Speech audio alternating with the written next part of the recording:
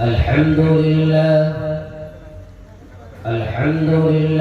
نحمده ونستعينه ونستغفره ونؤمن به ونتوكل عليه ونعوذ بالله من شرور أنفسنا ومن سيئات أعمالنا من يهده الله فلا مضل له ومن يضلله فلا هادي له ونشهد أن لا إله إلا الله وحده لا شريك له ونشهد أن سيدنا ومولانا محمدا عبده ورسوله فأعوذ بالله من الشيطان الرجيم بسم الله الرحمن الرحيم ولو أن أهل القرى آمنوا واتقوا لفتحنا عليهم بركات من السماء قال النبي صلى الله عليه وسلم إذا صلت المرأة خمسها وصامت شهرها وحسنت فرجها وأطاعت بعلها دخلت من أي أبواب الجنة شاءت رواه ابن حبان أو كما قال عليه الصلاة والسلام. ایک مرتبہ آپ حضرت بابا سے بلند درود شریف کر سلام پیش کریں.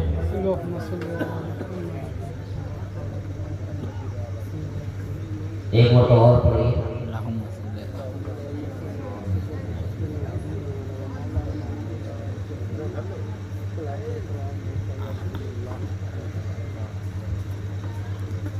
مسلمان تو وہ تھی کہ جب ایک مرتبہ آواز لگاتی تھی تو جنگل کے رہنے والے تمام چرند اور پرند جانور جمع ہو جایا کرتے تھے. تو آپ اتنے سست کیسے ہیں؟ زور سے مجھے پڑھ کر کے بتلائیے درود شریف. اللہم صلی علی سیدنا مولانا محمد وبارک وسلم کما تحب و ترضى عدد ما تحب و ترضى. آپ کو معلوم ہونا چاہیے ایک حدیث پاک میں عن انس بن مالک رضی اللہ تعالی عنہ قال قال رسول اللہ صلی اللہ علیہ وسلم من صلى علي الصلاة الواحدة صلى الله عليه 10 صلوات وحطت عنه 10 درجات ورفعت عنه 10 درجات أو كما قال عليه الصلاة والسلام وحطت عنه سيئات. اللہ کے پیغمبر علیہ الصلاۃ والسلام ارشاد فرماتے ہیں کہ جو مجھ پر ایک مرتبہ درود بھیجے گا. کتنا مرتبہ بھیجے گا؟ کتنا بھیجے گا؟ لگتا ہے چارج کرنا پڑے گا. ہم سمجھ نہیں آتے.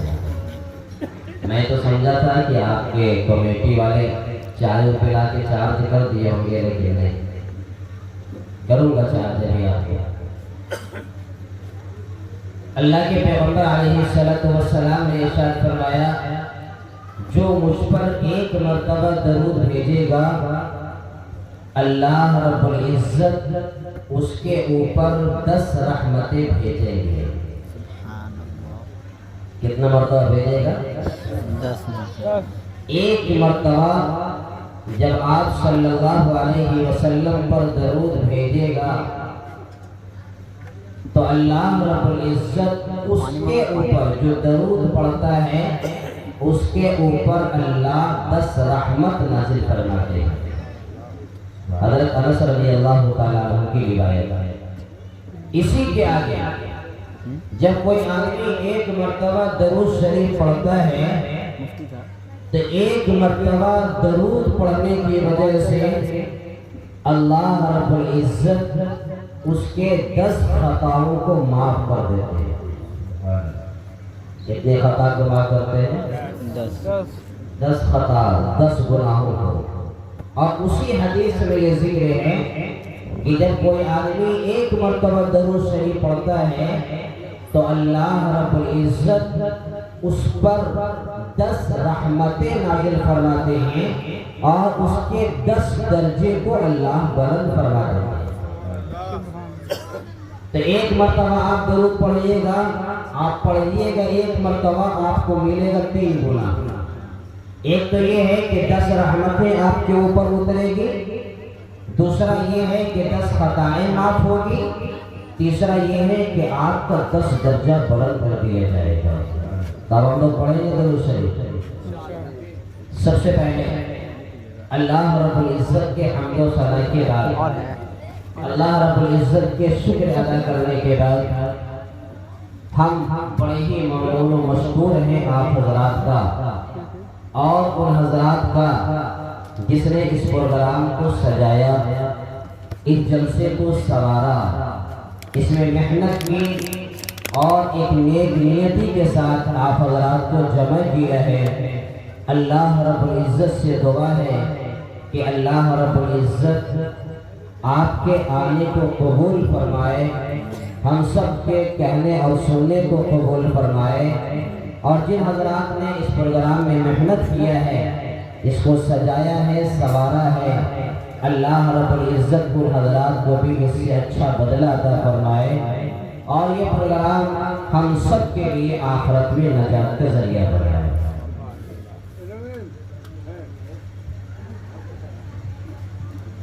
ایک تو یہ ہے، ہم بات یہاں سے شروع کرتے ہیں، ایک تو یہ ہے کہ درود شریف آپ خود پڑھیں، ایک یہ ہے کہ میں آپ کو درود شریف پڑھاؤں، میں پڑھاؤں گا، آپ لوگ پڑھیں گے جی۔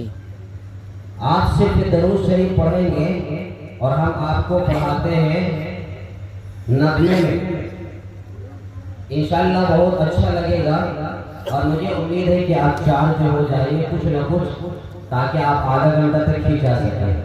آپ پڑھیں گے میرے ساتھ؟ پڑھیے۔ اللہم صلی علی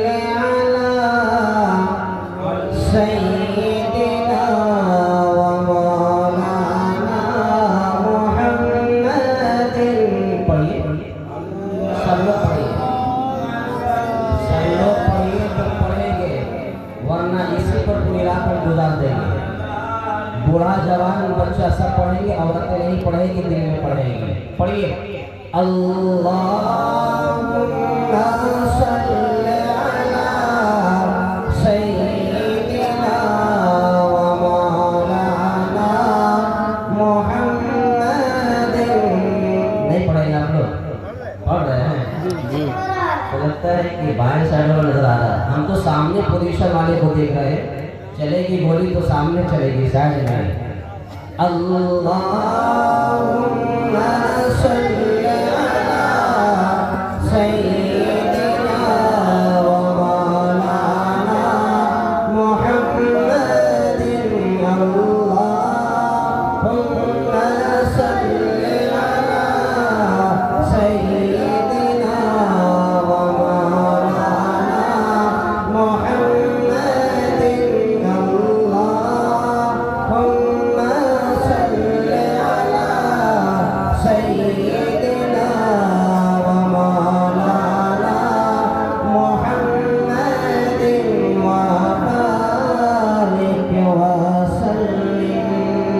اچھا لگ رہا ہے جی؟ ایک مرتبہ زور سے سبحان اللہ بولیں۔ اسی طرح درود شریف پڑھنا ہوگا، اور اچھا لگے گا انشاءاللہ۔ اب تو نیند کھل گئی، اب نیند نہیں آ رہی ہے۔ بوڑھے حضرات ہیں جو کرسی پر بیٹھیں گے تو ٹیک لگا کے بیٹھیں گے اگر کمر میں درد ہے، اور نہیں ہے تو میرے طرح اسٹیٹ بیٹھیے، جوان ہو کر کے بیٹھیے، ابھی آپ کو بہت مقابلہ کرنا ہے۔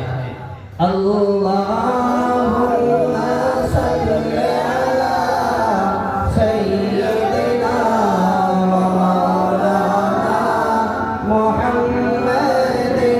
اللہم صلی علی سیدنا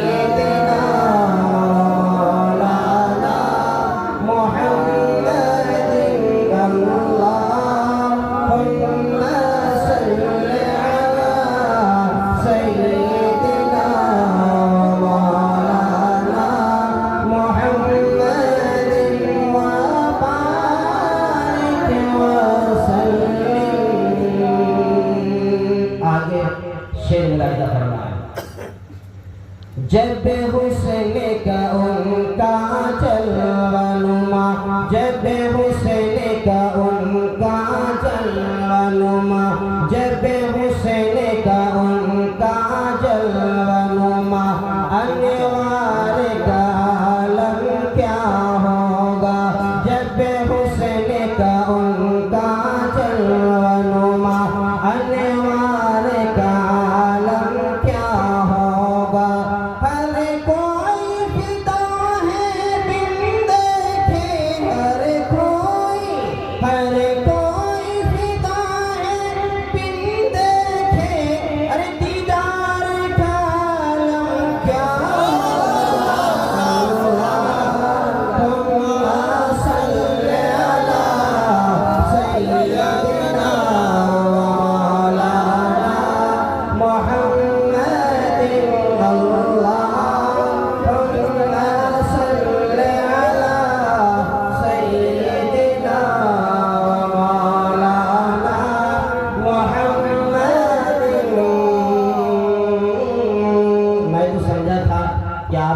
زبانی حرکت کرے گی، لیکن الحمدللہ آپ کا دیر بھی حرکت کرنے لگا۔ مجھے ڈر لگ رہا ہے آپ کی زمین نہ حرکت کر جائے۔ زمین حرکت کر اللہم صلی علی سیدنا مولانا، پڑھئے اللہم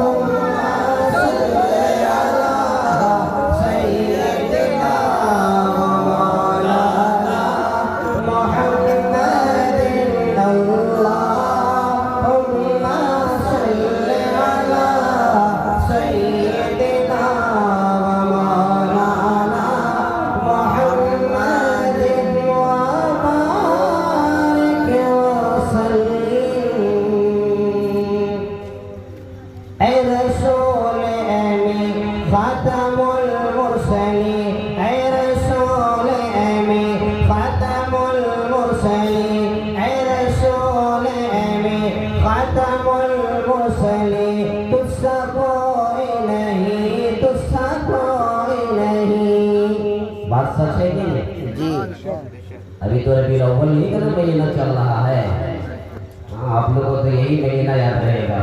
اے رسول امین خاتم المرسلین، اے رسول امین خاتم المرسلین، تجھ سا کوئی نہیں، تجھ سا کوئی نہیں۔ ہے عقیدہ یہ اپنا مسجد کو یقین، ہے عقیدہ، ہے عقیدہ یہ اپنا مسجد کو یقین، تجھ سا کوئی نہیں، تجھ سا کوئی نہیں۔ اللہم صلی علی سیدنا مولانا محمد،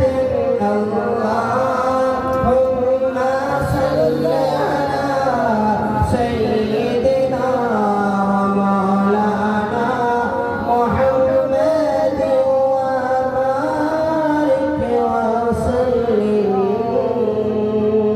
بس اب تو بہت مل گیا ہوگا ثواب آپ لوگوں کو، ہم کو کیا ملا؟ مجھے وہ نہیں چاہیے، مجھے آپ کی محبت چاہیے۔ کیا چاہیے؟ مجھے آپ کی محبت چاہیے۔ جب تک آپ کی محبت ساتھ رہے گی تب تک یہ عاجز آپ کے ساتھ رہے گا، اور آپ کی محبت ختم ہو جائے گی تو ہم بھی وسیع کی طرف رخ کر دیں گے۔ عزت و احترام کے مستحق میرے عزیزوں، میرے پیاروں، محبت کے مستحق میرے پیارے ماں بہنیں، پردہ نشین خواتین،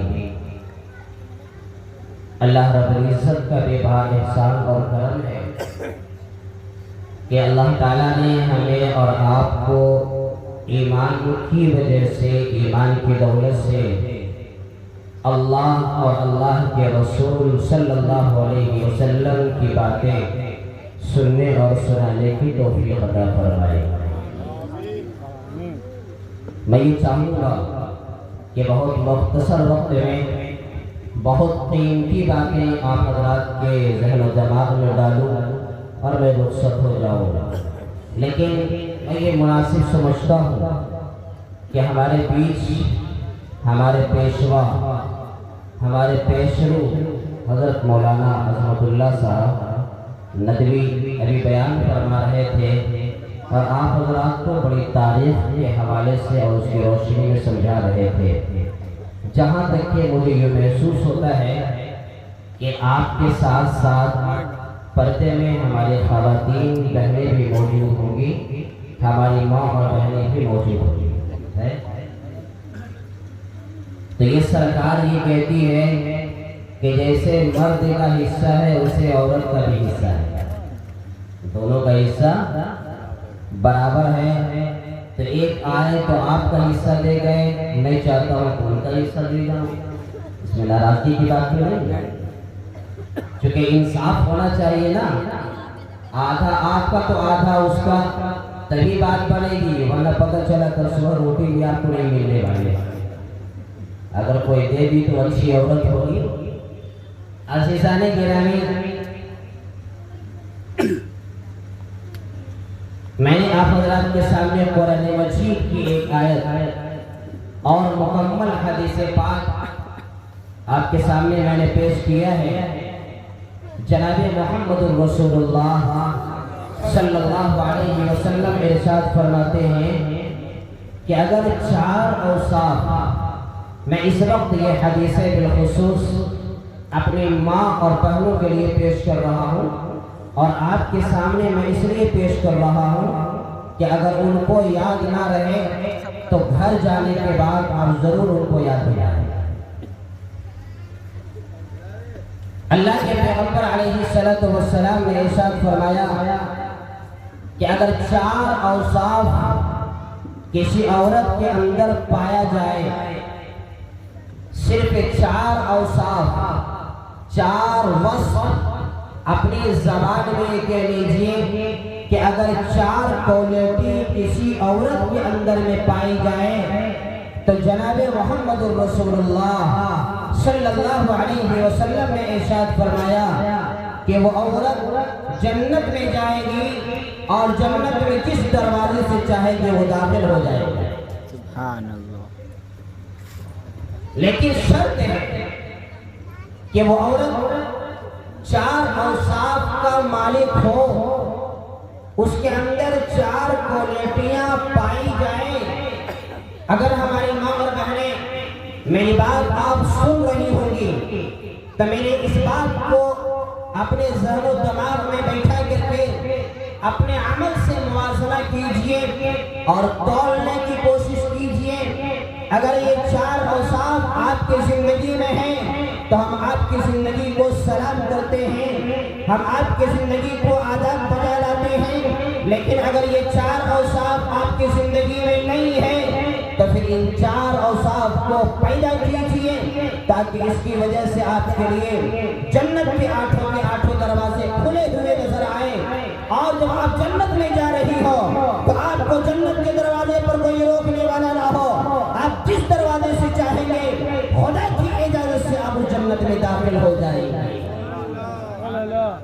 آئیے میں یہ چاہوں گا کہ اس حدیث کے ضمن میں ایک ایک بات پیش کروں اور آپ کو سمجھانے کی کوشش کروں اور مثالوں کے ساتھ، واقعے کے ساتھ میں آپ کو سمجھاؤں تاکہ آپ بھی سمجھیں اور میری ماں اور بہنیں بھی سمجھیں۔ حدیث پاک میں جناب محمد رسول اللہ صلی اللہ علیہ وسلم نے پہلا وصف جو بیان کیا وہ یہ بیان کیا اذا صلت المرأة خمسها، اگر کوئی عورت پانچوں وقت کی نماز پابندی کے ساتھ پڑھتی،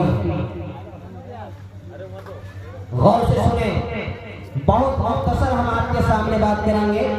یہ آپ کی محبت ہے کہ آپ نے مجھے بہت وقت دیا ہے، لیکن ہم چاہیں گے کہ بہت قیمتی باتیں اور بہت تھوڑے وقت میں آپ کے سامنے میں پیش کروں.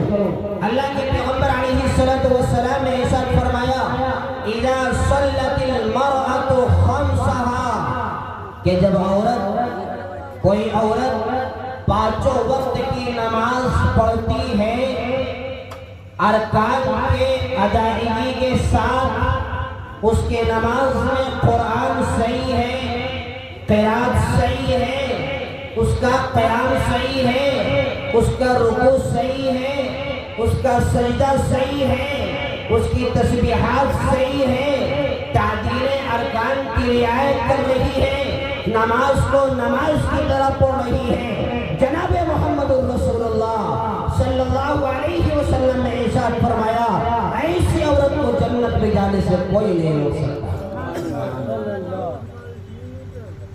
کوئی نہیں روک سکتا.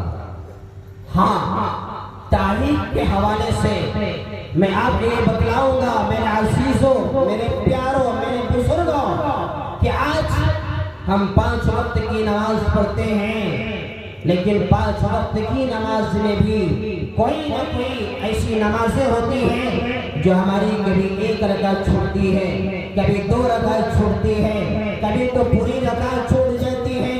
امام اعمش علیہ الرحمہ اس کے حوالے اس کے بارے میں حلیۃ الاولیاء ایک کتاب ہے، اس میں حضرت امام ابو نعیم اصفہانی علیہ الرحمہ لکھتے ہیں کہ امام اعمش علیہ الرحمہ سلف صالحین میں ایک ایسی بزرگ ہستی گزری ہے کہ 70 سال تک اس شخص کی تکبیر اولیٰ نہیں چھوٹی. کتنا سال تک؟ جماعت کے بارے میں نہیں بول رہا کہ رکعت چھوٹی ہو، میں کہہ رہا ہوں کہ حضرت امام اعمش علیہ الرحمہ کی تکبیر اولیٰ 70 سال تک نہیں چھوٹا.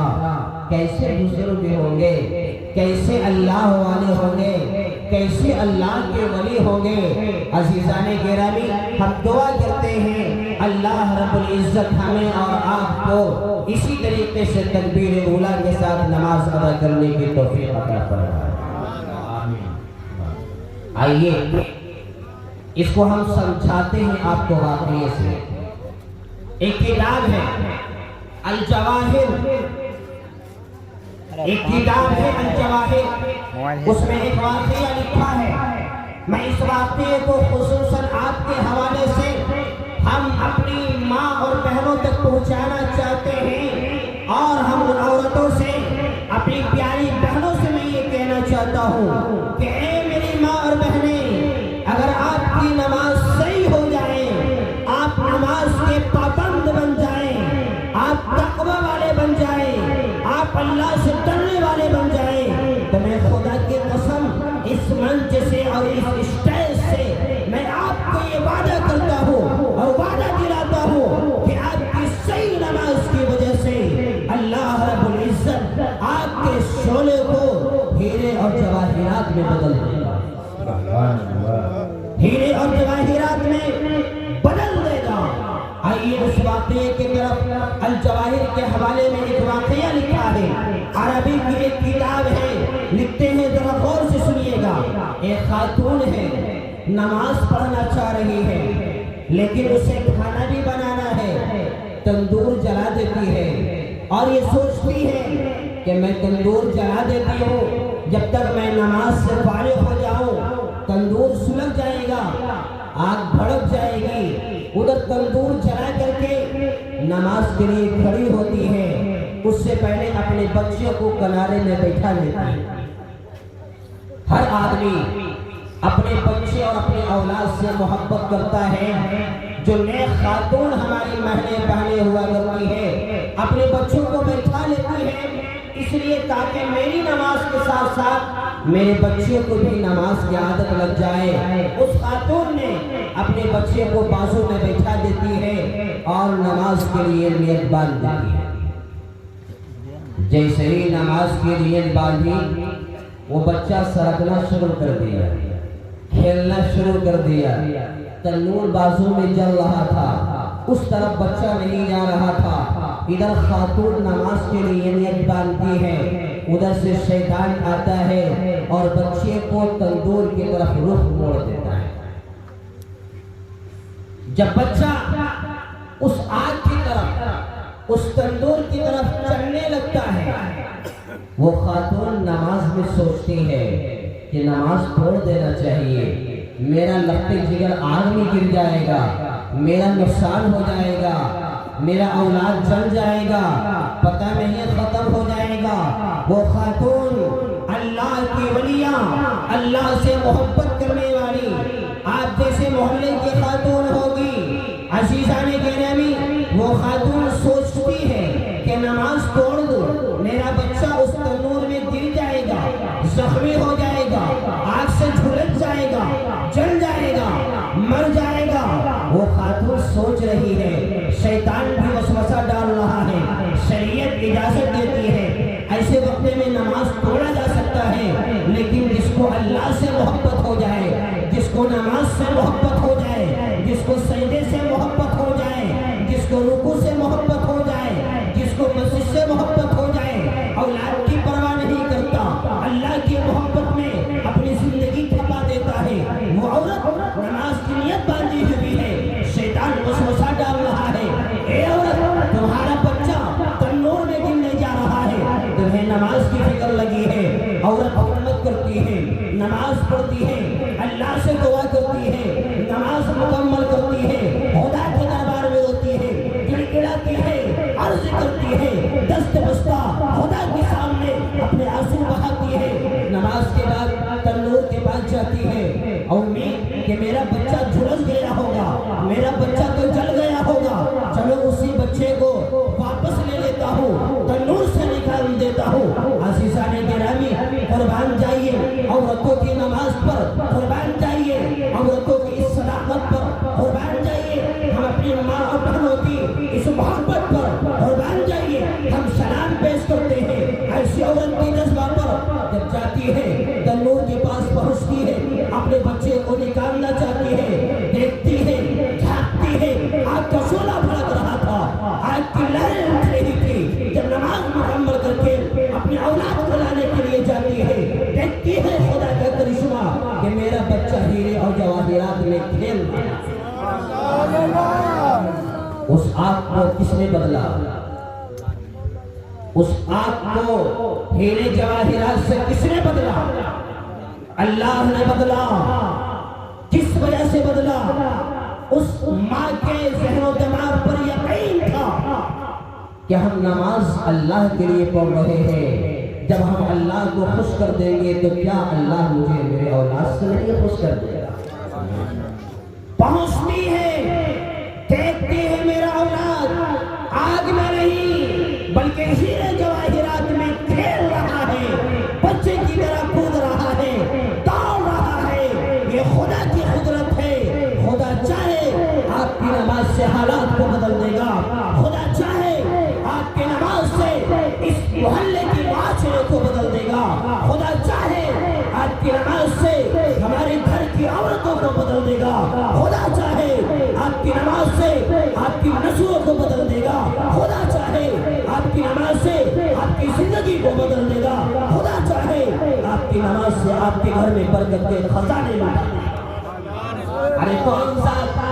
وہ ذات جس نے ہمیں بھی پیدا کیا، آپ کو بھی پیدا کیا، اس آپ کو ہیرے جواہرات میں بدلنے والی وہ ذات تھی، اور ہمیں یقین ہے کہ وہی خدا جو کل آپ کو ہیرے جواہرات میں بدلا تھا، وہ خدا کل بھی تھا، آج بھی ہے، رہتی دنیا تک وہ خدا رہے گا۔ ہمارا عقیدہ ہے، شرط یہ ہے کہ ہم پکا مسلمان بن جائیں۔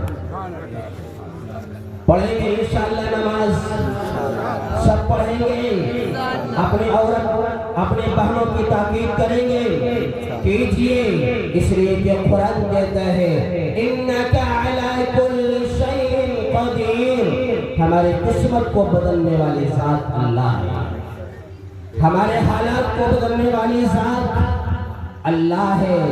اور یہ سن لیجیے، ہم یہ کہتے ہیں کہ میرے پاس مال نہیں ہے، قرآن مجید کہتا ہے وَأْمُرْ أَهْلَكَ بِالصَّلَاةِ وَاصْطَبِرْ عَلَيْهَا لَا نَسْأَلُكَ رِزْقًا نَحْنُ نَرْزُقُكَ۔ اللہ رب العزت فرماتے ہیں کہ اے میرے بندے جب نماز پڑھتے ہو نا وَأْمُرْ أَهْلَكَ بِالصَّلَاةِ اپنے گھر والوں کو نماز کی تاکید کرو۔ کس کو کرو؟ ایسا برا نہیں مانیے گا، ایسا سب کو بسکٹ بانٹا ہم کو بسکٹ نہیں دے۔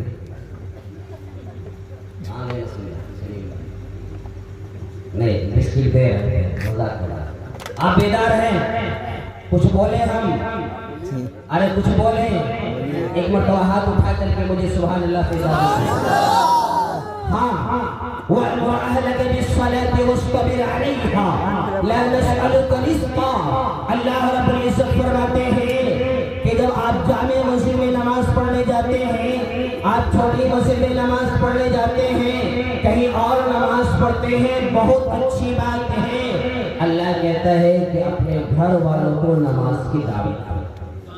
کس کو دعوت دو؟ نحن نرزقک۔ اللہ کہتے ہیں کہ تم آپ نماز پڑھو، ہم تم سے رزق کا سوال نہیں کرتے۔ نحن نرزقک۔ اللہ رب العزت نے کہا مسلمانوں نماز پڑھو، نماز پڑھنے کی ذمہ داری تمہاری ہے اور رزق دینے کی ذمہ داری میری ہے۔ نماز پڑھیں گے اللہ بادلوں کو پھاڑ کر کے آپ کے گھر میں رزق کی برکت کا برسات کر دے گا۔ شرط یہ ہے کہ ہمیں اللہ کی ذات پر یقین ہونا چاہیے۔ یقین ہے صرف کوشش کرنے کی بات ہے۔ آگے اللہ رب العزت نے دوسرے مقام پر ارشاد فرمایا اقیموا الصلاۃ وآتوا الزکاۃ وارکعوا مع الراکعین۔ اے ایمان والو نماز قائم کرو، زکوٰۃ دو اور رکوع کرنے والوں کے ساتھ رکوع کرنے والے کے ساتھ رکوع کرو۔ میں بات کو سمیٹوں گا۔ اسی میں امام ذہبی علیہ الرحمہ نے اپنی کتاب الحیلہ میں الکبائر میں ایک واقعہ اور ذکر کیا ہے۔ وہ خوش قسمت ہیں ہماری ماں اور بہنیں جو نماز پڑھتی ہیں، اور جو نماز نہیں پڑھتی ہے اس کا حشر کیا ہوگا؟ الکبائر ایک کتاب ہے، اس میں ذکر کیا ہے کہ ایک بھائی اپنی ہمشیرہ یعنی اپنی بہن کے انتقال کے بعد قبرستان لے کر کے جاتا ہے اور اپنی بہن کو دفن کرنے کے لیے جاتا ہے، اور جو اپنی بہن کو قبر میں اتارتا ہے تو اتفاق سے اس کے جیب میں ایک قیمتی کاغذات ہوتے ہیں جو قبر میں گر جاتے ہیں۔ جب اپنی بہن کو مٹی دے دیا، اب بھائی گھر میں واپس آ گیا۔ واپس آنے کے بعد اسے یاد آتا ہے کہ ارے میرے قیمتی کاغذات تو نہیں ہے، کہاں گم ہو گیا؟ اسے خیال آیا کہ ہم نے اپنی بہن کو قبر میں لٹایا تھا، اسی کے ساتھ میرے قیمتی کاغذات چلے گئے، اب میں قبر سے کیسے نکالوں؟ دوڑتا ہوا مسجد کے امام کے پاس پہنچا اور مسئلہ پوچھنے لگا، کہنے لگا امام صاحب میرے کاغذ میری بہن کے قبر میں گر گیا ہے، مجھے وہ کاغذ چاہیے۔ امام صاحب نے جواب دیا قبر کو کھولنا دوبارہ جائز نہیں ہے، اس لیے تم نہیں کھول سکتے۔ وہ آدمی اصرار کرتا ہے، ضد مچاتا ہے۔ امام صاحب کہتے ہیں کہ اگر تمہارا واقعی میں قیمتی کاغذ ہے تو جاؤ قبر کو سائڈ سے کھود کر کے نکال لینا، پوری قبر کو نہ کھولنا۔ عزیزان گرامی، اب بھائی پھر اپنی بہن کے قبر کے پاس جاتا ہے اپنے کاغذ لینے کے لیے۔ جیسے ہی کاغذ نکالنے کے لیے قبر کو تھوڑا کھولتا ہے، دیکھتا ہے کہ آگ کے شعلے بھڑک رہے ہیں اور میری بہن آگ کے شعلے میں چل رہی ہے۔ فوراً اپنے کاغذ کو چھوڑتا ہے، قبر کو بند کرتا ہے، دوڑتا ہوا اپنے ماں کے پاس آتا ہے اور ماں سے کہتا ہے امی جان ابھی تھوڑی دیر میں جھلس رہی ہے، آگ میں جل رہی ہے، آگ کا عذاب ہو رہا ہے، اے امی جان آپ بتلائیں اپنی زندگی میں میری بہن نے کیا غلطی کی تھی جو آگ کی عذاب اس کو دیا جا رہا ہے۔ اس کی ماں رونے لگتی ہے، میری بیٹی کو عذاب ہو رہا ہے، بلبلانے لگتی ہے، آنکھ سے آنسو نکلتے ہیں اور کہتے ہیں بیٹا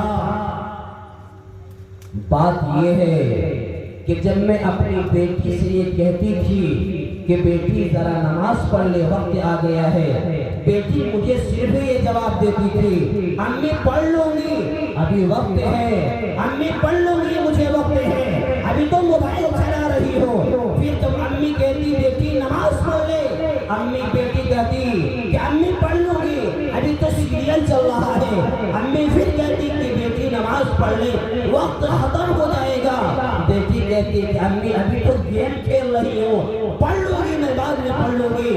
بیٹا تمہاری بہن نماز میں سستی کرتی تھی اس لیے اللہ اسے قبر میں آگ کا عذاب دیا۔ عزیزان گرامی نماز چھوڑنے کا ذکر نہیں ہے، صرف نماز میں سستی کرنے کا ذکر ہے کہ جب انسان نماز میں سستی کرتا ہے تو اللہ رب العزت اسے قبر میں آگ میں جلاتے ہیں اور آگ کا عذاب دیتے ہیں۔ اور آپ تو پڑھے لکھے انسان ہیں، آپ جانتے ہیں کہ جہنم کا ایک چنگاری بھی زمین اور اس دنیا کے جس زمین پر گر جائے قیامت تک اس چنگاری اور اس آگ کی وجہ سے دوبارہ گھاس اگانے کی طاقت نہیں رہتی۔ اتنا خطرناک یہ عذاب ہے ان لوگوں کا جو نماز نہیں پڑھتے ہیں۔ عزیزان گرامی اگر میری ماں اور بہنیں سن رہی ہو اللہ کے واسطے غور سے آپ سنیں۔ عزیزے میرے پیارے میرے بھائیوں ابھی تو اس کی ہماری اولاد کی ہے، ہم نماز پڑھ رہے ہیں، آپ نماز نہیں پڑھ رہے ہیں، آپ نماز پڑھ رہے ہیں، ہم نماز نہیں پڑھ رہے ہیں۔ جب قیامت میں ہماری اور آپ کی حاضری ہوگی آپ جنت میں چلے جائیں گے، آپ کا بھائی جہنم میں جائے گا۔ قرآن کا نقشہ کھینچا ہے ما سلککم فی سقر، جب ایک دوست جنت میں جائے گا اور ایک دوست جہنم میں رہے گا تو جب دوست اپنے دوست کو دیکھے گا، اپنے بھائی کو دیکھے گا، اپنی بہن کو دیکھے گا تو اچانک گھبرائے گا کہ دنیا میں تم ہمارے ساتھ رہتے تھے، آج تم جہنم میں جل رہے ہو، کیوں وجہ ہے؟ کیا وجہ ہے؟ تم جہنم میں کیوں جل رہے ہو؟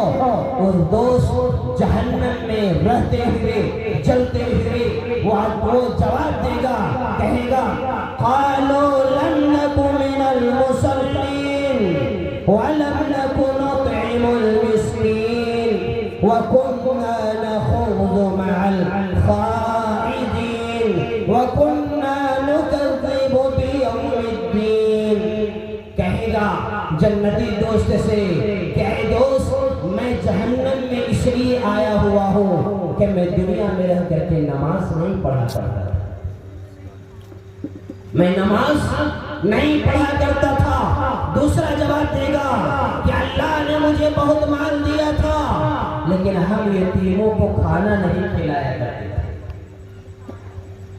اللہ نے مجھے مال دیا تھا، ہم یتیموں کو کھانا نہیں کھلایا کرتے تھے، اور جب کہیں دین کی بات ہوتی تو ہم اس کا مذاق اڑایا کرتے تھے، جب قیامت کی بات ہوتی تو ہم اس کو جھٹلا دیا کرتے تھے۔ قرآن ہمیں یہ کہہ رہا ہے ان 4 اور 7 کی وجہ سے وہ انسان جہنم کے گڑھے میں گرے گا اور جہنم کی آگ میں جھلستا ہوا نظر آئے گا۔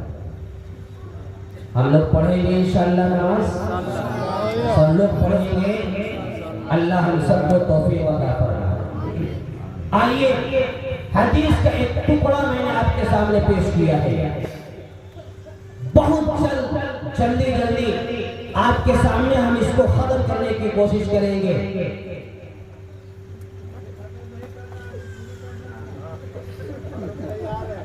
آپ لوگوں کو معلوم ہے جو پیچھے سے بول رہے ہیں ارے بھائی آپ تو جوان آدمی ہیں، ہم لوگ بھی تو عمر ڈھل گئی ہے، کب تک بولیں گے؟ سینکڑوں کے مجلس میں بولتے بولتے اب آپ لوگ گیا میں کھینچ لائے ہیں۔ چلیے آپ کی محبت حدیث کا دوسرا ٹکڑا میں آپ کے حوالے سے اپنی ماں بہن تک یہ ٹکڑا پہنچا رہا ہوں. وصامت شہرہا. دوسرا جز یہ ہے اگر آپ جنت میں جانا چاہتی ہیں تو ایک کام تو یہ ہے کہ آپ کو نماز پڑھ نہیں ہوگا، اس کے علاوہ کوئی چارہ نہیں. قبر میں سب سے پہلا سوال ہمیں اور آپ سے جو کیا جائے گا وہ نماز کے بارے میں کیا جائے گا. اگر ہم نماز میں آگے نکل گئے تو پھر سب مرحلہ آسان ہے، اور جب نماز میں پھنس گئے تو پھر آگے کی مشکل میرے بھائیوں اتنا کٹھن ہے کہ آپ سوچ بھی نہیں سکتے. اللہ ہم سب کو قبر کے عذاب سے حفاظت فرمائے. وصام الشہرہا. اور میری بہنیں نماز کے ساتھ دوسرا عمل آپ کو یہ کرنا ہے کہ جب رمضان کا مہینہ آئے تو پورا مہینہ آپ کو روزہ رکھنا ہے. آپ لوگوں کو بھی رکھنا ہے، ایسا نہیں آپ کے لیے چھٹکارا ہے. وہ تو اس سال رمضان میں دیکھیں گے، اس کے بعد پھر اس کی سزا ملے گی عید بعد. تو کیا کرنا ہے؟ ایک تو یہ ہے کہ رمضان کا روزہ رکھنا ہے. کسی سستی کی وجہ سے، کاہلی کی وجہ سے، دواؤں کا بہانہ لے کر، ڈاکٹروں کے کہنے پر نماز نہیں چھوڑی، روزہ نہیں چھوڑنا ہے. ایک مہینہ آپ کو روزہ رکھنا ہے. کیسی ہماری عورتیں اور بزرگ ہستی گزری ہے جس کے بارے میں ایک ذکر آتا ہے، حفصہ بنت عمیر. اس کا ایک ذکر آتا ہے، ایک عورت ہے، اس کے حوالے سے کہ آپ پورے مہینے کی روزہ رکھا کرتی تھی اور ایک ایک دن میں 15 پارہ تلاوت کیا کرتی. ایک ایک دن میں 15 پارہ تلاوت کیا کرتی تھی. کہ دوسرا میں سے اپنی بہنوں کے لیے کہ آپ کی زندگی اللہ سلامت رکھے، آپ نماز کے ساتھ دوسرا کام روزہ رکھنے کا اہتمام. انشاءاللہ روزے پر ہم بات روزے کے مہینے میں کریں گے. تیسرا جو حدیث کی روشنی میں وَحَسَّنَتْ فَرْجَهَا.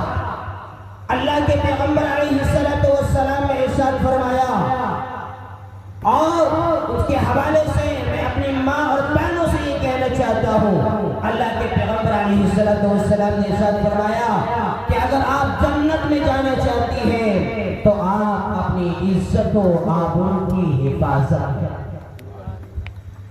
آپ پردے کی حفاظت کریں، آپ عزت و آبرو کی حفاظت کریں.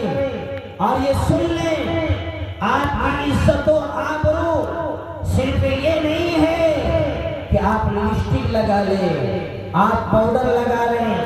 مال آپ کے لیے عزت نہیں ہے، کپڑے آپ کے لیے عزت نہیں ہے، جائیداد آپ کے لیے عزت نہیں ہے، سونے چاندی آپ کے لیے عزت نہیں ہے. میری بہنیں، اگر آپ کے لیے عزت ہے تو آپ کی آبرو بچانا اپنی عزت کی حفاظت کرنا. ہاں میں یہ پیغام دوں اپنے عورتوں سے کہ اگر آپ نے اپنی عزت و آبرو کی حفاظت کی تو قسم خدا کی سمندر میں لہریں اور مارنے والے موج کے تھپیڑے بھی اللہ رب العزت آپ کی عزت کی حفاظت سمندر میں بھی کرے گا. اور اگر آپ نے اپنی عزت کی حفاظت نہیں کی تو پھر چہار دہاڑی میں رہ کر کے بھی، اپنے گھر میں رہ کر کے بھی آپ اپنی عزت کی حفاظت نہیں کر سکتے. آئیے عبداللہ ابن زید کا ایک واقعہ آپ کو سناتا ہوں. میں واقعہ اسی لیے سنا رہا ہوں تاکہ آپ کو مکمل طور پر بات سمجھ میں آ جائے. عبداللہ ابن زید بیت اللہ شریف کا طواف کر رہے ہیں.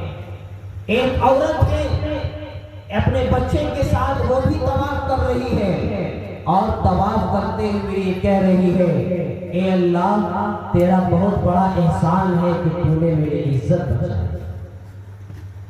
اے اللہ تیرا بہت بڑا احسان ہے کہ تو نے میری عزت بچائی. بار بار یہ عورت یہ کہہ رہی ہے اور طواف کر رہی ہے. عبداللہ بن زید پیچھے سے گزر رہے ہیں. اچانک جب ان کے کانوں میں آواز پڑی تو عورت سے پوچھ اٹھے کہ کہ تم کیا کر رہی ہو، مجھے بات سمجھ میں نہیں آ رہی ہے۔ عزیزان گرامی غور سے سنیے گا، وہ عورت اپنا واقعہ بیان کرتی ہے اور یہ کہتی ہے کہ جو بچہ میرے ساتھ تم دیکھ رہے ہو، یہ بچہ دودھ پیتا ہوا بچہ تھا۔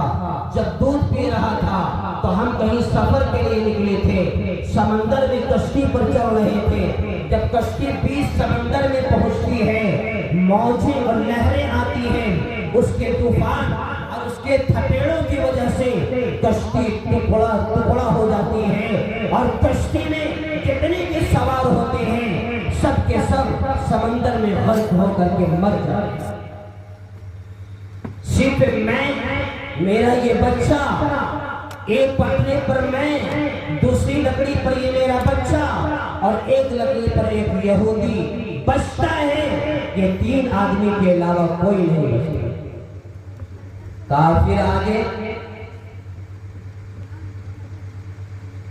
وہ کہتی ہے کہ جب میں ایک پٹنے پر بیٹھی تھی، میرا بچہ بھی بیٹھا تھا اور یہودی بھی وہاں بیٹھا ہوا تھا، موج کی لہریں بہ رہی تھی، لہریں اٹھ رہی تھی، اور اسی لکڑی پر ہم لوگ بھی کبھی آگے اور کبھی پیچھے ہو رہے تھے۔ میں نے اپنے بچے کو اپنے گود میں لیا اور وہ کمبخت یہودی دھیرے دھیرے پانی ہٹاتے ہٹاتے میرے قریب پہنچتا ہے اور اپنے پٹلے سے چھلانگ لگا کر کے میرے پٹلے پر آ جاتا ہے۔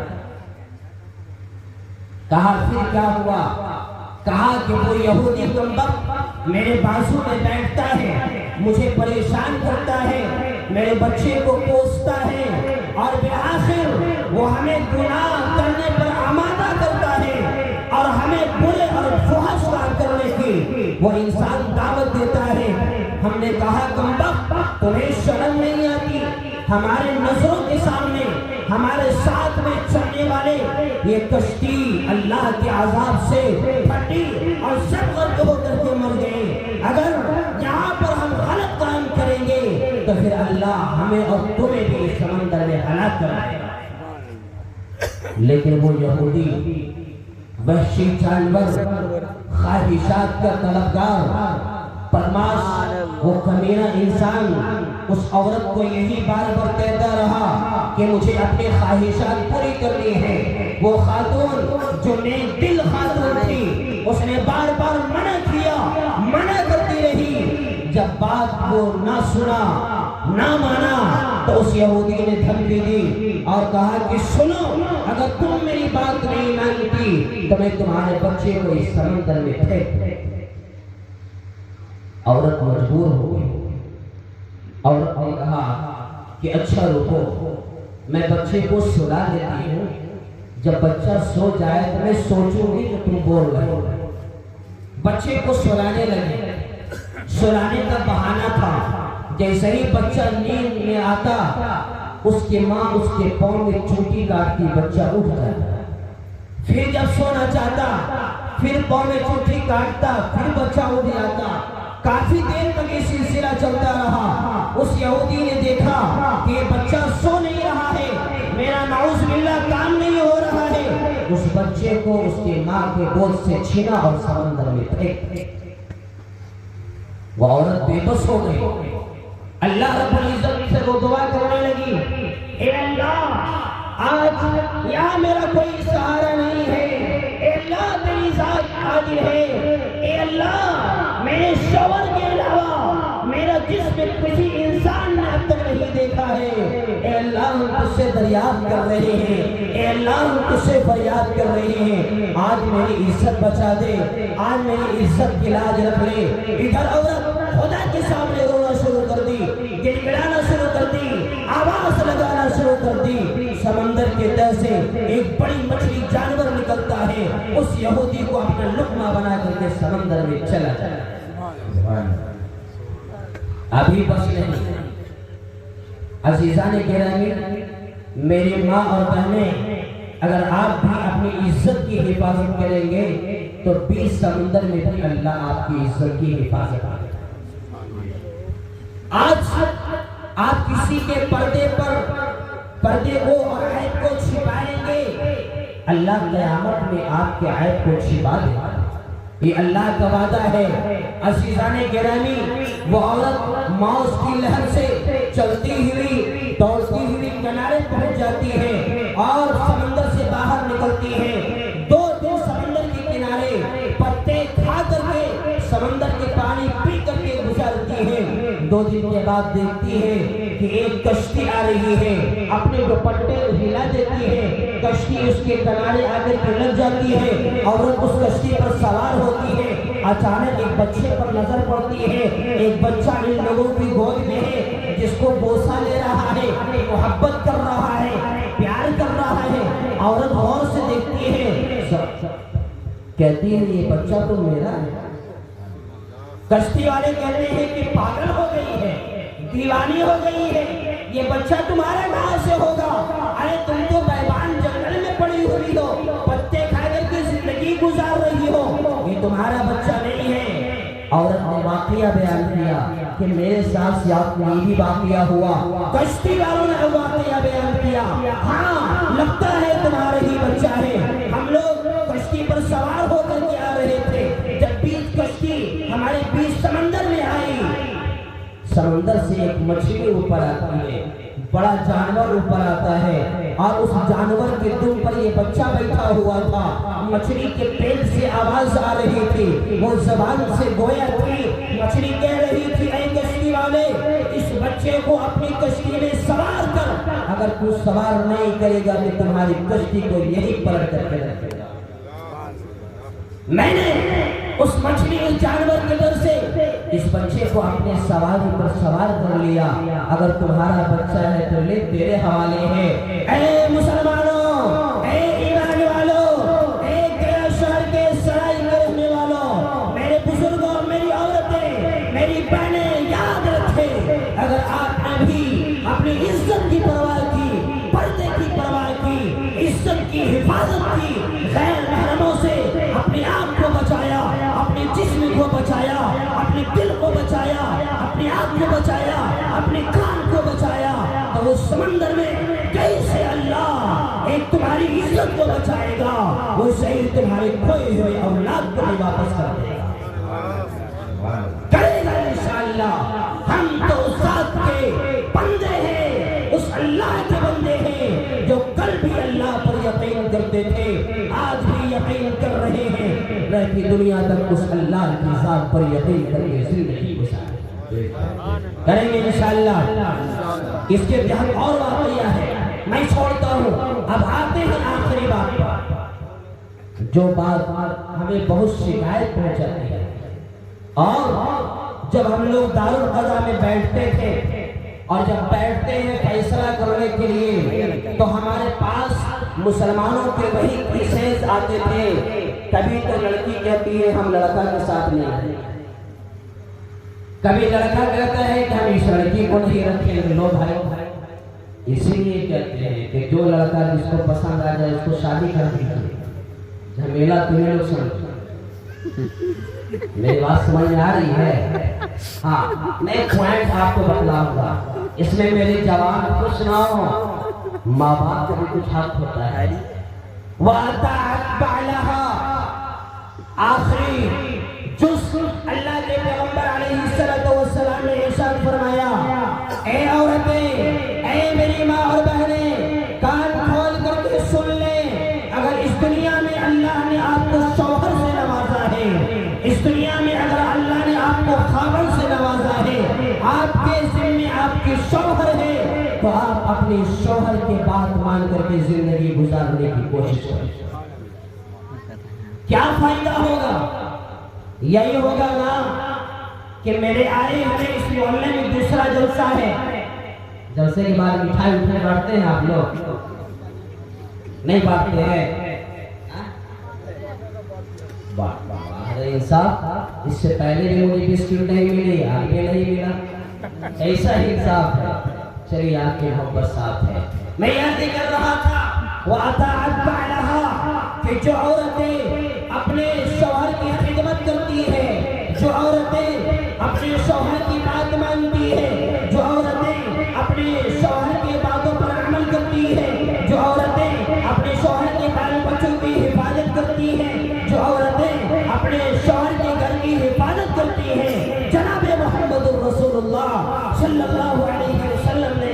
فرمایا اللہ اس عورت کو مستجاب دعوات بنا دیتا ہے. وہ عورت جس وقت جس چیز کے لیے اللہ سے طلب کرتا ہے اللہ اسے نوازتا ہے. ارے نوازنا تو چھوڑ دیجئے، ایک نیک خاتون کے دعاؤں سے، ایک نیک خاتون کے اپنے شوہر کی خدمت کرنے سے مردے کو بھی زندہ کرنے کی طاقت رکھتی ہے. یہ پاور آپ میں نہیں ہے، یہ پاور کس میں ہے؟ اس میں ہے جو ہمارے ماں بہنیں سن رہی ہے. اور سن لیجئے اس کے اندر اتنا پاور ہے کہ اپنے پاور پر آ جائے تو آپ کا بس ختم ہو جائے. لیکن یہ شکریہ منائیے کہ وہ بانے نہیں جانتی ہے، جانتی تو آپ کا چکر تو یقیناً جام ہو جاتا ہے. بہرحال آئیے اس کو ہم سمجھتے ہیں ایک واقعہ سے. ایک عورت ہے، اس کے 2 بچے ہیں. وہ عورت اپنے شوہر کا بڑا خدمت گزار عورت تھی، اپنے شوہر کی خدمت کرتی تھی، اپنے شوہر کی بات مانتی تھی. ایک وقت آیا کہ وہ عورت گھر میں کام کرنے لگی. اس کے 2 بچے تھے، ندی کے کنارے کھیلنے چلے گئے. ایک بھائی ندی کے قریب پہنچا تو ندی میں چلا گیا. دوسرا بھائی جب اسے ندی سے نکالنے کی کوشش کیا تو دونوں بھائی سمندر میں جا کر کے ختم. دونوں بھائی سمندر میں ڈوب گئے، مر گئے، موت واقع ہو گئی. جب ان کی والدہ کو پتہ چلا کہ میرا دونوں بچہ ختم ہو گیا ہے، گھر سے اٹھتی ہے، پریشان ہوتی ہے اور سمندر کے کنارے جاتی ہے. بچے کو نکالتی ہے، دیکھتی ہے کہ بچہ اس کی روح پرواز ہو گئی، وہ اپنے جان کو ختم اور ڈبو دیا ہے. عزیزان گرامی، وہ عورت اپنے دونوں بچوں کو اٹھا کر کے گھر لاتی ہے، روتی ہے، گڑ گڑاتی ہے، اللہ کے سامنے عرض کرتی ہے، دونوں ہاتھ پھیلاتی ہے اور کہتی ہے اے اللہ تو جانتا ہے کہ میرے دونوں اولاد ہیں. اے اللہ تو جانتا ہے کہ آج تک ہم نے اپنے شوہر کی بات کو نہیں ٹھکرایا. اے اللہ تو جانتا ہے کہ آج تک ہم نے اپنے شوہر کی خدمت کی ہے. اے اللہ تو جانتا ہے کہ آج تک ہم نے اپنے شوہر کی بات مانی ہے. اے اللہ تو جانتا ہے کہ میں نے اپنے شوہر کی خدمت صرف تیری رضا کے لیے کیا ہے. اے اللہ میرے دونوں بچے کو زندہ کر. عورت دعا کر رہی ہے، اے اللہ دونوں بچے کو زندہ کر دے. اس کا باپ باہر سے آئے گا تو ہم کیا جواب دیں گے؟ ادھر اللہ سے بھی ڈر ہے، ادھر شوہر سے بھی ڈر ہے، ڈر رہی ہے، دعا کر رہی ہے. اچانک شوہر گھر کے اندر داخل ہوتا ہے. گھر کے اندر داخل ہوتے کہتا ہے کہ میرا دونوں لاڈلا کہاں ہے، میرے دونوں اولاد کہاں ہے، دونوں کو بلاؤ. بیوی کہتی ہے کہ آپ کے دونوں اولاد ٹھیک ٹھاک ہیں، سو رہے ہیں، الحمدللہ ٹھیک ہیں. ادھر ماں کا دل تڑپ رہا ہے، ادھر باپ کا دل اپنے اولاد کے لیے تڑپ رہا ہے. بالآخر اس کا شوہر فریش ہوتا ہے، اس کی بیوی کھانا لگاتی ہے، کھانا پر بیٹھتا ہے اور کہتا ہے کہ میرے دونوں اولاد کو بلاؤ، ہم اپنے دونوں اولاد کے ساتھ کھانا کھائیں گے. ادھر جیسے ہی شوہر یہ کہتا ہے میرے دونوں اولاد کو بلاؤ، اللہ رب العزت اس اطاعت گزار بندی کی دعا قبول کر لیتا ہے اور اس شوہر کی بات پر اللہ ہم دونوں بندوں کو زندہ کر کے بات کے حوالے. میری بہنیں یہ کیسے ماجرا پیش آیا؟ اس لیے کہ اس عورت نے اپنے شوہر کی حفاظت کی، اس عورت نے اپنے شوہر کی بات مانی ہے، اس عورت نے اپنے شوہر کی قدر کی ہے. میرے بھائی جب تمہیں ایک شوہر ایک مالک مل گیا تو ہمیں دوسرے کی ضرورت نہیں. ہمیں اور آپ کو جب ایک بیوی مل گئی، اچھی بیوی مل گئی، جیسی بیوی مل گئی، ہمیں دوسرے عورت پر نظر کرنے کی گنجائش نہیں شریعت دیتی ہے. معاملہ یہیں سے خراب ہوتا ہے، معاملہ یہیں سے خراب ہوتا ہے. کہ شادی کے باوجود بھی ہم اور آپ غلط کاموں میں مبتلا ہو جاتے ہیں، لڑکیاں بھی مبتلا ہوتی ہیں، ماں بہنیں بھی مبتلا ہوتی ہیں، ہمارے نوجوان بھی مبتلا ہوتے ہیں۔ یہی وجہ ہے کہ میاں بیوی کا رشتہ صحیح طور پر نہیں گزر پا رہا۔ یہ حالات ہے۔ میں نے صرف ایک حدیث آپ کے سامنے پیش کی ہے، اور اس حدیث کا میں نے خلاصہ آپ کو یہ بتلانے کی کوشش کیا کہ اللہ نے عورتوں کو یہ مقام دیا ہے کہ اگر عورتیں نماز پڑھنے شروع کر دیں، روزہ رکھنا شروع کر دیں، اپنی عزت و آبرو کی حفاظت شروع کر دیں، اسی طریقے سے اپنے شوہر کی خدمت کرنے لگے، تو وہ عورت جنت میں جائے گی اور 8 دروازوں میں سے جس سے جائے گی جنت میں داخل ہو جائے گی۔ اللہ رب العزت سے دعا کرتے ہیں کہ اللہ رب العزت ہماری تمام ماں اور بہنوں کو اسی طریقے سے زندگی گزارنے کی توفیق عطا فرمائے۔ آج اچھا یہ سب ہو کر یہ اس وقت ہوگا جب ہمارے اور آپ کے زندگی میں، ہمارے اور آپ کے گھر میں، ہمارے اور آپ کے محلے میں، ہمارے اور آپ کے رشتہ دار میں، ہمارے آپ کے خاندان میں، ہمارے آپ کے معاشرے میں جب دینی ماحول آ جائے گا، جب ہمارے اور آپ کے بچے پڑھے لکھیں گے، ہماری بچیاں پڑھی ہوئی ہوگی، ہم اور آپ پڑھے لکھے ہوں گے، جب ہماری بہنیں پڑھی لکھی ہوئی ہوگی، تو انشاءاللہ اس حدیث پر عمل کرنا اس کے لیے آسان ہوگا، اس کے لیے بھی آسان ہوگا اور ہمارے لیے بھی آسان ہوگا۔ تو انشاءاللہ اول مرحلے میں ہم سب یہ کوشش کریں کہ ہم اپنے بچے اور بچیوں کے پڑھنے کا صحیح انتظام کریں گے انشاءاللہ، دینی تعلیم کا انتظام کریں گے۔ ہم دل سے دعا دیتے ہیں ان حضرات کے لیے جس نے اس جلسے کو سجایا ہے اور جس نے جامع مسجد کے اس بڑی مسجد میں مکتب کے نظام قائم کیا اور پڑھنے کے لیے ایک ذریعہ بنایا ہے۔ اللہ رب العزت سے دعا کرتے ہیں کہ ہر ایک انسان کے دل میں یہ شوق اور جذبہ پیدا ہو جائے تاکہ ہمارے معصوم بچے پڑھ کر کے جب اس دنیا کے بلندیوں پر پہنچیں گے، ہم سب جب اس دنیا سے جائیں گے تو ہمارے لیے دعا کریں گے اور ہمارے لیے نجات کا ذریعہ بنے گے انشاءاللہ۔ ایک بہت پوائنٹ کی بات 1 منٹ میں کہہ کے میں ختم کروں گا۔ آج حالات بہت خراب ہیں، ہماری بہنیں ارتداد کا شکار ہو رہی ہیں، ہماری بہنیں غیروں کے ہاتھ جا رہی ہے، غیروں سے نکاح شادی بیاہ کر رہی ہے۔ آخر ایسا نہیں ہو رہا ہے؟ کبھی آپ نے غور کیا؟ اگر آپ یقین کریں گے، ایک بات پیش کر کے آپ کی اجازت سے میں بات ختم کروں گا۔ ایک کالج میں ایک حاجی اور نمازی کی لڑکی پڑھتی تھی اور اتنا باپردہ باحیا لیکن تھی بیچاری غریب، کالج میں پڑھتی تھی، مسلمان ٹیچر کے علاوہ غیر مسلم ٹیچر بھی اس لڑکی کی تعریف کرتی تھی کہ اتنے سال ہو گئے، بی اے گریجویشن پاس کی، بی ایڈ کر چکی ہے، لیکن آج تک کسی مرد نے، کسی ٹیچر نے اس کا چہرہ نہیں۔ اتنی باپردہ، اور ساتھ ساتھ جب بھی الزام ہوتا تو الحمدللہ وہ ٹاپ نمبر پہ رہتی۔ جب کالج کورس کر چکی، مکمل کر چکی، گھر میں آ گئی، باپ مجبور تھا، مزدور تھا، غریب خاندان سے بلانگ کرنے والے یہ حضرات تھے۔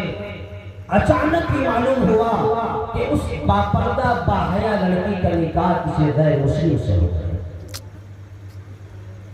کس سے ہو گیا؟ جو ٹیچر، جو استاذ کالج میں پڑھانے والے تھے، مسلمان کو چھوڑ دیجئے، غیر مسلم ٹیچر برادران وطن یہ افسوس کرنے لگے کہ اتنی اچھی لڑکی تھی وہ غیروں کے ہاتھ کیسے چلی۔ بالآخر اس لڑکی کو کالج میں بلایا گیا، اس سے پوچھا گیا کہ بیٹی آج تک تو کالج میں پڑھنے آئی، تم تو اپنی عزت کی خیال کی، پردے کی خیال کی، آخر ایسا قدم تم نے کیوں اٹھا لیا؟ بیٹی کہتی ہے کہ کیا آپ حضرات سننا چاہتے ہیں؟ میرا واقعہ اور ماجرا سننا چاہتے ہیں؟ ٹیچر لوگ کہتے ہیں کہ ہاں سناؤ، کیا بات ہے؟ بیٹی کہتی ہے درد بھرے انداز میں، آنکھ سے آنسو جاری ہو جاتے ہیں اور کہتے ہیں کہ استاد محترم، بات دراصل یہ ہے کہ ایک غریب خاندان سے میں تعلق رکھتا ہوں، ایک غریب کی بیٹی ہوں، میرا کوئی سہارا نہیں ہے، کوئی مدد کرنے والا نہیں ہے، آج تک میرے گھر میں میرا رشتہ 22 رشتہ آیا ہے، کتنا رشتہ؟ 22 رشتہ آیا ہے، اور مالداروں کا بھی رشتہ آیا، جو آتا ہے میرے باپ سے جہیز طلب کرتا ہے، میرا باپ ہاتھ جوڑ دیتا ہے، مجھے غریب سمجھ کر کے کسی مسلمان نے اٹھانے کی کوشش نہیں کیا، نکاح کرنے کی کوشش نہیں کیا، میں بہت مجبور آ کر کے میں نے یہ سوچا کہ جب ایک مسلمان غریب کا سہارا نہیں بن سکتا، اس مجبوری میں ہم نے قدم یہ اٹھا کر کے گئے ہو اپنا ہاتھ۔ مسلمانوں، آپ یہ مت سمجھیے کہ وہ بہن صرف اس کی تھی، وہ بہن ہماری بھی تھی، وہ بہن آپ کی بھی تھی۔ کل جب اللہ رب العزت ہم سے پوچھے گا کہ بتا یہ لڑکی مرتد کیسے ہوئی تھی، غیر و دیہات میں کیوں گئی تھی، مسلمانوں خدا کی قسم، خدا کے سامنے ہمیں بھی جواب دینا ہوگا، ہمیں اولاد کو بھی جواب دینا ہوگا کہ ارتداد کی شکلیں اس لیے ہو رہی ہے کہ ہم نے جہیز کے مطالبے پر، ہم نے مال کے مطالبے پر اسٹینڈرڈ فقیر بن کر کے غریبوں کے مال کو ختم کیا، غریبوں سے نکاح نہیں کیا، اس کی مدد نہیں کی، جس کی وجہ سے وہ غریب بیٹی غیر و دیہات جا رہی ہے۔ خدا کی قسم اللہ ہم سے ضرور پوچھے۔ اس لیے میں کہتا ہوں، 3 چیزیں میں بتلاتا ہوں، یہ 3 چیزیں آپ عمل کریں، انشاءاللہ ارتداد ختم ہو جائے گا، اور ہماری بہنیں جو جا رہی ہیں انشاءاللہ وہ نہیں جائے گی، اور دعا کرتے ہیں کہ اللہ کسی کے ساتھ یہ معاملہ نہ کرے۔ پہلا مرحلہ، آپ اپنے بچے اور بچیوں کو کچھ بھی پڑھائیں، لیکن دین اور مکتب اور مدرسے سے ضرور جوڑیں، قرآن، اللہ اور اللہ کی بات ضرور سکھلائیں۔ انشاءاللہ اگر یہ بات ہمارے بچے اور بچیوں میں ہوگی تو دنیا کی کوئی طاقت اسے نہیں ہلا سکتی۔ دوسرا کام، جتنا آپ اپنی بیٹیوں کو پڑھاتے ہیں، آپ بیٹوں کو نہیں پڑھاتے ہیں، بیٹوں کو کام پر بھیج دیتے ہیں۔ ہماری بیٹیاں بہت پڑھتی ہیں اور اس کے لیول کے پڑھائی غیر لوگ پڑھتے ہیں، یہ بیٹیاں جب اس لیول پر پہنچتی ہے تو ہمارے بھائی کو گھاس نہیں دیتی اور یہ کہتی ہے کہ یہ تو پڑھا لکھا ہی نہیں ہے، میں جتنا پڑھی ہوں اتنے پڑھے لکھے سے شادی کروں گی، وہ اس کے ساتھ کھڑا ہوگا۔ بہت نقطے کی بات میں آپ سے کرتی ہوں، اس لیے جتنا آپ اپنی بیٹیوں کو پڑھاتے ہیں اتنا آپ اپنے بیٹوں کو بھی پڑھانے کی کوشش کریں انشاءاللہ۔ تیسری بات جو بہت اہم ہے، اور گارجینوں کے اندر یہ چیزیں جو سستی پائی جاتی ہے، جب آپ کا بچہ یا بچی بالغ ہو جائے، شادی کے لائق ہو جائے، جب رشتے آنے شروع کر دے، آپ کا فرض یہ بنتا ہے کہ بالغ ہونے کے بعد اس کو وقت پر شادی کرنے کا اہتمام کریں۔ اگر وقت پر آپ اپنے لڑکوں کو شادی نہیں کریں گے تو وہ لڑکا بھٹکتا ہوا پھرے گا، پتہ نہیں کہاں کہاں گناہ کرے گا، اس گناہ کا بوجھ ہمارے اور آپ کے سر پر آئے گا۔ لڑکیوں کو بالغ ہونے کے بعد آپ نکاح کا انتظام نہیں کریں گے تو لڑکیاں مجبور ہو کر کے غیر و دیہات بھاگنا شروع کر دیں۔ یہ 3 پوائنٹ اس اسٹیج سے ہم آپ کو پیغام دیتے ہیں، اس لیے جو بچے بالغ ہیں، جو بچیاں بالغ ہیں، اسے پڑھانے کے ساتھ ساتھ اس کے رشتے آ رہے ہوں یا رشتے ہو چکے ہوں یا نہیں ہوں تو ان کو نکاح کا انتظام کرے اور نکاح کر کے اس کو فارغ کرنے کا انتظام کرے۔ اللہ رب العزت سے دعا کرے، اللہ رب العزت ہم سب کو اس چھوٹی موٹی جو حدیث میں نے آپ کے سامنے پیش کی ہے، میں نے حدیث کی روشنی میں آپ کو سمجھانے کی کوشش کی، اور میرا بہت زیادہ فوکس اور میرا زیادہ توجہ میں اپنی ماں بہنوں پر کر رہا تھا۔ اللہ رب العزت سے دعا کرتے ہیں کہ اپنوں کے ساتھ ساتھ اپنے ماں بہنوں سے بھی درخواست کرتا ہوں کہ ہم سب ان باتوں پر عمل کریں، اور اللہ ہم سب کو ایک بہتر زندگی گزارنے کی توفیق عطا فرمائے۔ وآخر دعوانا الحمدللہ رب العالمین۔ السلام علیکم ورحمۃ اللہ وبرکاتہ۔